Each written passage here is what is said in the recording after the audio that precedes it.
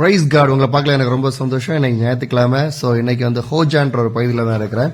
So ஹோஜால பகுதியில் பார்த்தீங்கன்னா கிழமை சண்டே சர்ச்சு.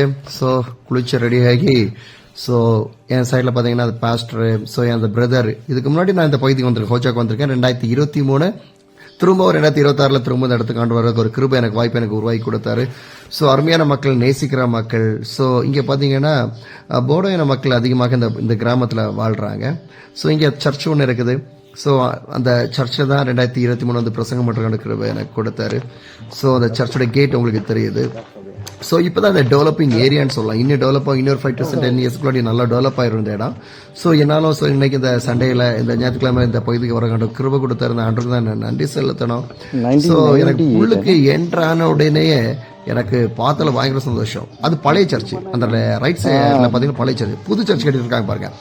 நான் 2023 பழைய சர்ச்சா இருந்துச்சு, புது சர்ச்சில் இந்த 3 வருஷத்துக்கு ஆண்டு பெரிய ஒரு மாற்றம் அந்த புது சர்ச்சை கட்டுறதுக்கு. ஸோ இன்னும் ஃபினிஷிங் ஒர்க்கில் இருக்குன்னு இருக்கேன். ஸோ கிரவுண்ட் ஒர்க்லாம் இருக்குது. ஸோ அதெல்லாம் முடிக்கிறதுக்கு அவங்க ட்ரை பண்ணிட்டு இருக்காங்க. ஸோ இதுதான் நீங்கள் பார்க்குற இந்த மண் சர்ச் தான் பழைய சர்ச்சு. ஸோ அழகாக கட்டியிருக்காங்க பாருங்க. அந்த மண்ணிலையும் பார்க்குறது எவ்வளோ அழகாக இருக்குது. ஸோ இந்த சர்ச்சில் தான் நான் 2023 வந்து பிரசங்கம் பண்ணேன். இப்போ புது சர்ச் 2023. ஸோ அடுத்த இடம் போகிறதுக்கு முன்னாடி சர்ச் ஆயிரும். ஸோ இப்போ சர்ச்சுக்குள்ளே போகிற அந்த பாஸ்டர் நம்ம நடையில் நின்றுட்டே ஒரு ஜெபம் பண்ணார். ஸோ நானாக நின்று ஜெபம் பண்ணிட்டு தான் ரெண்டாவது அந்த உள்ளுக்கு நான் பெட்டர் ஆகிடுவேன்.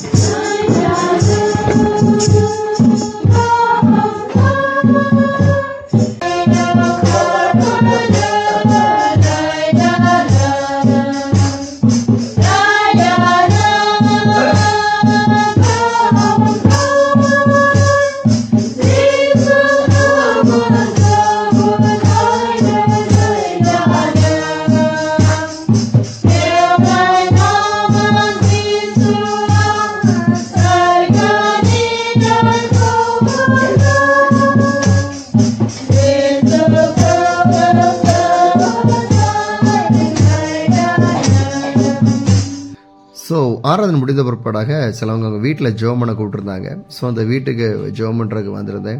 ஸோ எல்லாரும் அங்கே ஒரு பாரம்பரியம் தான், ஹேண்ட் ஷேக் எல்லாம் கொடுப்பாங்க. ஸோ அந்த மக்கள் மத்தியில் போய் அந்த வீடுகள் தோறும் ஜெபம் பண்ணேன். ஆக்சுவலி நான் 2023 இங்கே இருக்கிற பல வீடுகள் கிட்டத்தட்ட ஒரு 10-12 வீடுகள் போய் நான் ஜெபம் பண்ணேன். ஸோ இந்த இடவையும் ஸோ என்னால் அதிக வீடுகளை சந்திக்க முடியல. ஸோ பிரதர் அவர் எனக்கு சேர் எடுத்துகிட்டு வராரு. அந்த வீட்டுடைய ஓனர் அவர் தான் எனக்கு சேர் எடுத்துகிட்டு வராரு. ஸோ இந்த மக்கள் மத்தியில் இருக்கல எனக்கு ரொம்ப சந்தோஷம். இவ கூட இருக்கல, இவ கூட டிராவல் பண்றதுல. Praise God. கர்த்தர் பெரிய காரியங்களை செய்யறான்னு தான் சொல்லணும். சரி, எனக்கு நினைப்பதற்கு நான் எங்கேயோ பிறந்து எங்கேயோ வாழ்ந்தேன். ஸோ எங்கே இருக்கேன்னு பாருங்க, ஊழியத்து நிமித்தம் சான்று. இந்த வீடுகள் எல்லாம் பாருங்களேன், எல்லாம் மண்ணுனால செஞ்ச வீடுகள் தான். ஸோ அவங்க கைத்தறி. ஸோ அவங்களே அவங்களோட ஆடைகள் எல்லாம் அவங்க உடுக்கிற அந்த வஸ்திரம், அந்த ட்ரெஸ் எல்லாம் அவங்களே இது பண்ணுவாங்க. ஸோ உள்ளுக்கு எல்லாமே பார்த்தீங்கன்னா மண் வச்சு செஞ்சதுதான். ஸோ மேலே வந்து ஒரு மாதிரி உள்ள புல் வச்சு அழகாக அதை கட்டி இருக்கிறாங்க. ஸோ அந்த வீடு பார்க்குறதுக்கு அவனுடைய இதெல்லாம் பாருங்களேன், ரொம்ப வித்தியாசமாக இருக்கும். ஸோ இது வந்து எல்லா கிளைமேட்டுக்கும் அவங்க அது சூடாக இருந்தாலும் குளிராக இருந்தாலும் இல்லை சூடு காலங்கள் எப்படிப்பட்ட காலநிலைகளும் அது ஏற்றவாறு அந்த கிளைமேட்டுக்கு ஏற்றவாறு அந்த இடங்களை கட்டியிருக்கிறாங்க. ஸோ இது மாதிரி வீடுகள் பார்க்குறதுல இந்த காலத்துலேயும் இது மாதிரிப்பட்ட வீடுகள் பார்க்குறதுல ரொம்ப சந்தோஷம். ஸ்நாக்ஸு, டீ எல்லாமே நமக்கு ப்ரொவைட் பண்ணாங்க.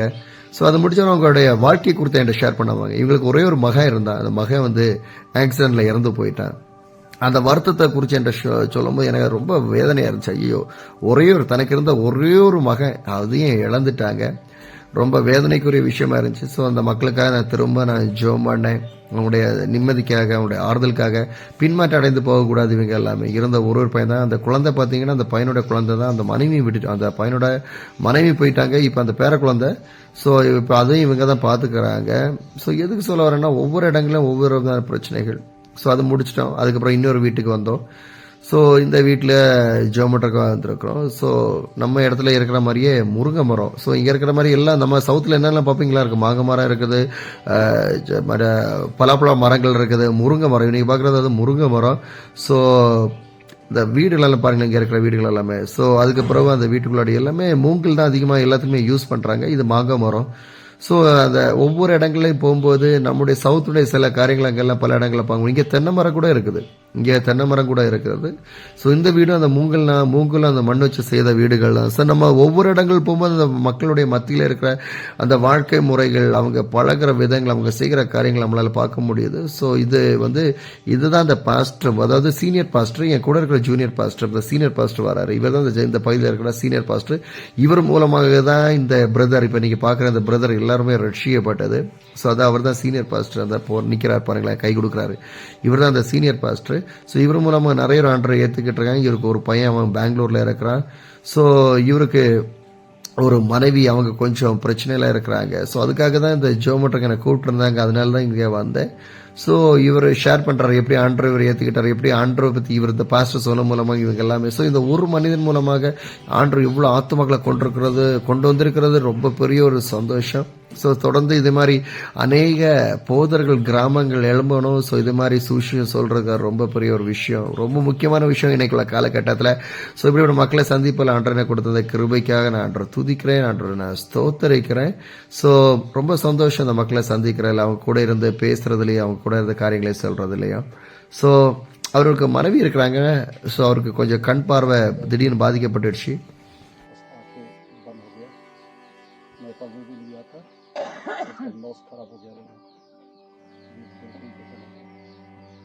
ஸோ அவங்களுடைய எல்லா காரியங்களையும் நான் கேட்டிருந்து அந்த மக்களுக்காக நான் ஜெபம் பண்ண ஆரம்பித்தேன். அந்த தாயாருக்கு, ஏன்னா அந்த தாயாருக்கு 2 கண்ணுமே தெரியாது.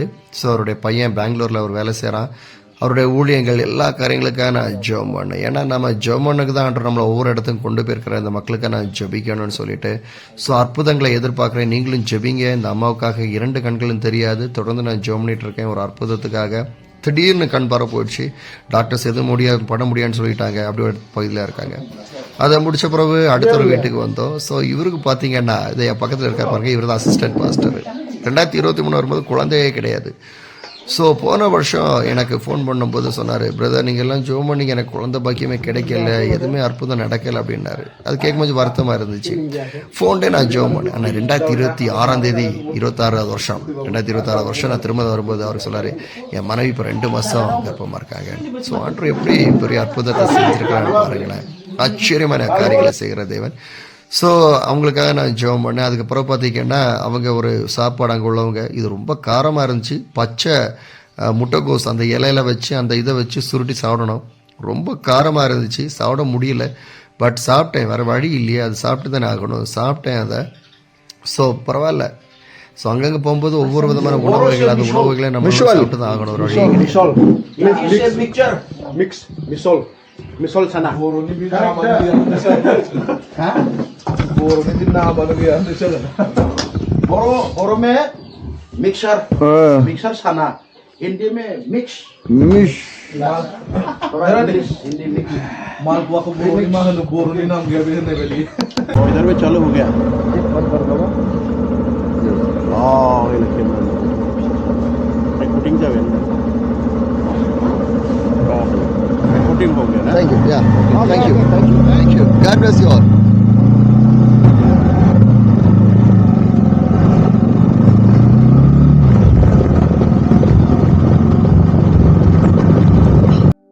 ஸோ இந்த நேரத்திலையும் ஒரு பைபிள் வசனத்தை நான் சொல்ல ஆசைப்படுறேன்.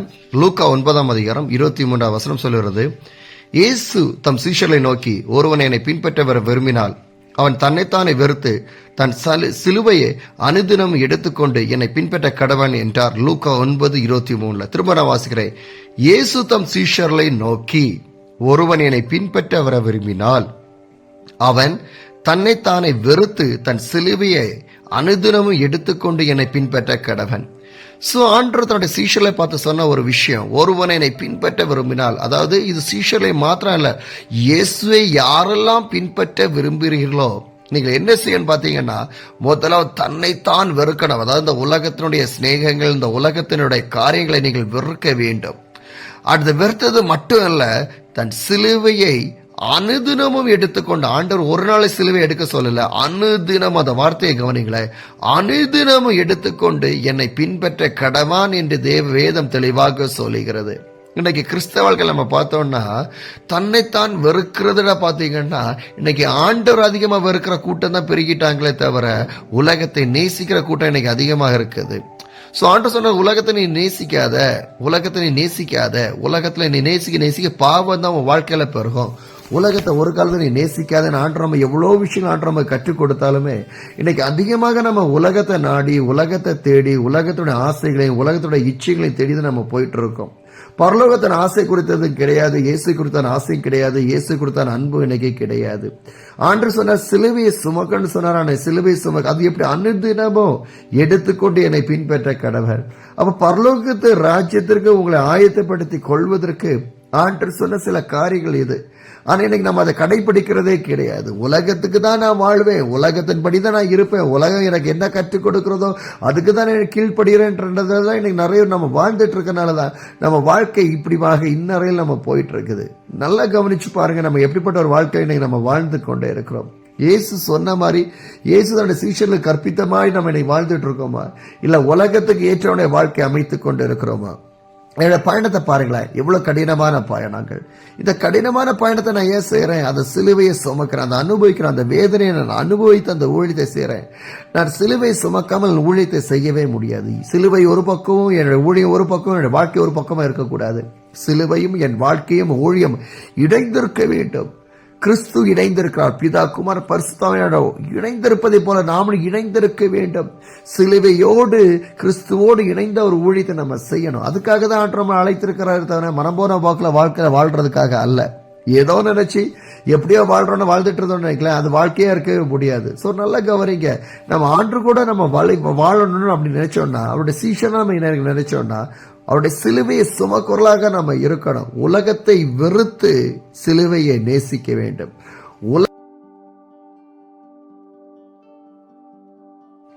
சோ எனக்கு அன்பான தேவஜனமே, ஒரு விஷயத்தை கவனிங்க. அனுதினமும் கீழ்ப்படுகிற வாழ்க்கை நம்மகிட்ட இருக்கா?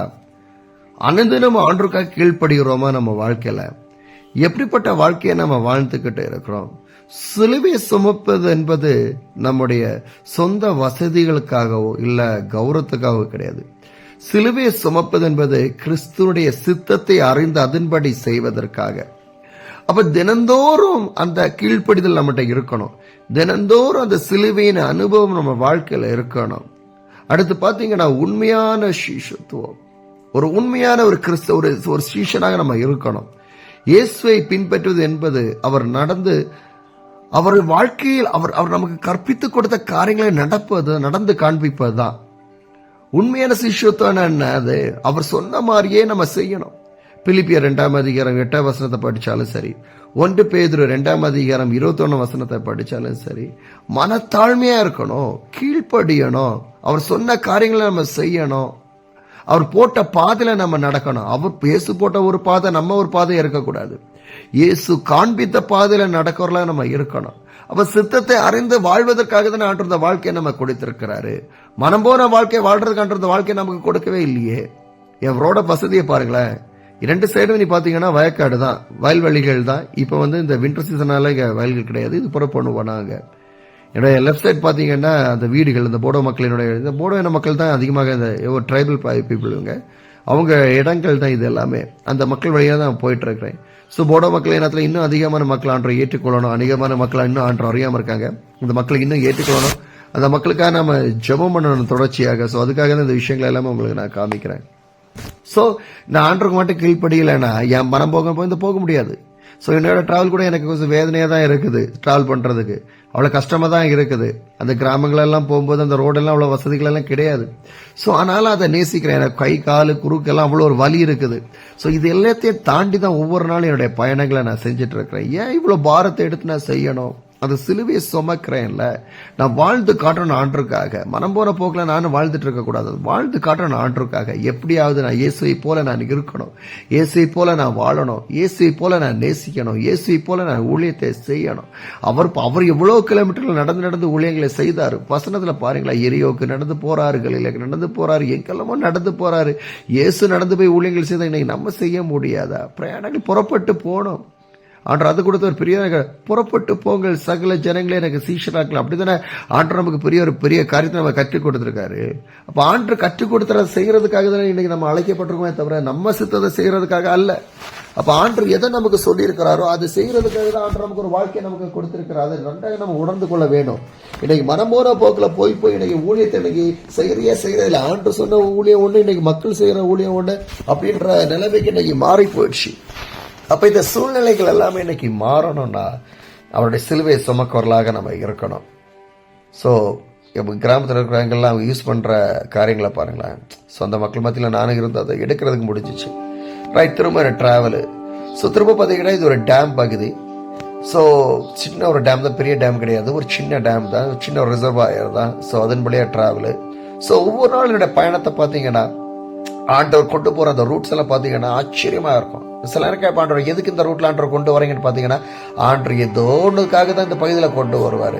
இதை டிராவல் பண்ணி வரும்போது தான் இந்த பகுதியை குறித்து நான் அங்கேயும் நான் பார்க்கும்போது இந்த இடங்கள் அவ்வளோ விச் கிராஃப்ட், அதாவது மாந்திரிகங்கள் பயங்கரமாக இந்த பகுதியில் செய்கிறாங்க. இந்த இடத்துல பார்த்தீங்கன்னா அதிகமான மாந்திரிகங்கள் செய்கிறாங்க. அது பார்க்க முடிஞ்சிச்சு. எங்க பார்த்தாலும் மாந்திரிகமா இருந்துச்சு அந்த ரெண்டு சைட்லையுமே. திரும்பமாக நான் டிமாப்பூர் ரோடுக்கு வந்துட்டேன். ஸோ இதான் டிமாப்பூர் ரோடு ஹைவேஸு.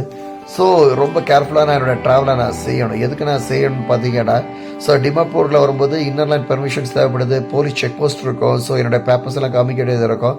ஸோ ரொம்ப கேர்ஃபுல்லாக நான் ட்ராவல் பண்ணணும். ரொம்ப இந்த ரோடு பார்த்தீங்கன்னா நான் இதுக்கு முன்னாடி இந்த ரோட்டில் சைக்கிளில் நான் ட்ராவல் பண்ணியிருக்கேன். ஸோ இப்போ ரோடெல்லாம் ஓரளவு கிரியேட் பண்ணிட்டாங்க, ஓரளவு அழகாக போட்டுட்டாங்க. நான் ஃபர்ஸ்ட் நான் ட்ராவல் பண்ண அவ்வளோ கடினமே கிடையாது. ஸோ இன்னும் கொஞ்சம் நேரத்துக்குள்ளாடி நான் டிமாப்பூருக்குள்ளே நான் என்ட்ரு ஆயிடுவேன். இது ஆசாம் பார்டர். இப்போ ஆசாம் பார்டர் நாகாலாண்டுக்குள்ளாடி நான் என்ட்ரு ஆயிடுவேன். ஸோ இன்னைக்கு என்னோட ஹால்ட் பார்த்தீங்கன்னா டிமாப்பூரில் தான் ஒரு 2 to 1 weeks கிட்ட நான் ஒரு 1 week மினிமம் நான் இருப்பேன் இந்த பகுதியில். ஸோ இந்த டிமாப்பூருக்காக தான் என்னோட மெயின் பயணமே இருந்துச்சு, ஆக்சுவலோட பயணமே. ஆனால் ஆண்டவர் இன்னைக்கு பல இடங்களில் கொண்டு போகிறதுக்கு ஆண்டவர் கிருபையை வாய்ப்பை எனக்கு உருவாக்கி கொடுத்தாரு. ஸோ என்னோட ட்ராவல் ஒவ்வொரு நாள் போகுது. ஸோ இந்த ட்ராவலை நீங்கள் பார்க்குற எனக்காக நீங்கள் ஜெபித்துக் கொள்ளுங்கள், என்னோட பயணத்துக்காக ஜெபித்துக் கொள்ளுங்கள். கர்த்தர் பெரிய காரியங்களை செய்வாராக. ஆமென். Praise God. ஹல்லேலூயா.